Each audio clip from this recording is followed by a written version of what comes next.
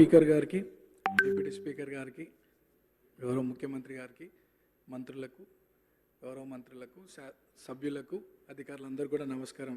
speaker sir, first time మాట్లాడుతున్నందుకు చాలా హ్యాపీగా feel అవుతూ మీకు ధన్యవాదాలు తెలియజేస్తూ, గత 2 సంవత్సరాల క్రితం ఇదే సభలో గౌరవ ముఖ్యమంత్రి గారు ఒకానొక సందర్భంలో పేరు ప్రస్తావించడం, 2 సంవత్సరాల లోపే ఇక్కడ ఈ సభలో తోటి సభ్యుడిగా రావడం చాలా అదృష్టంగా, గౌరవంగా భావిస్తూ అధ్యక్ష, మా సామాన్య కుటుంబం నుండి వచ్చినటువంటి నాకు ప్రజాసేవ కల్పించే అవకాశం కల్పించినటువంటి మా ముఖ్యమంత్రి గారికి, కాంగ్రెస్ పార్టీ పెద్దలకు ఈ అవకాశాన్ని స్వాగతిస్తూ మా ప్రాంత ప్రజలందరూ కూడా నన్ను ఆశీర్వదించి సభకు పంపించడం వల్ల అందరికీ కూడా మనసారా కృతజ్ఞతలు తెలియజేస్తూ, సార్ ఈ సభలో మాట్లాడే ప్రతి మాట, ప్రతి అంశం కూడా ప్రజల జీవితాలతో ముడిపడింది కాబట్టి సభ గౌరవిస్తూ, సభ మర్యాదలను పాటిస్తూ ముందుకు సాగుతానని, మా ప్రాంత ప్రజల యొక్క సమస్యలు పరిష్కరించడానికి గౌరవ ముఖ్యమంత్రి గారి ఆశీస్సులతో, సలహాలు, సూచనలతో మా ప్రాంత ప్రజల సమస్యలు పరిష్కరిస్తూ వారి సంక్షేమ అభివృద్ధి కోసం సాగుతాను ముందుకి,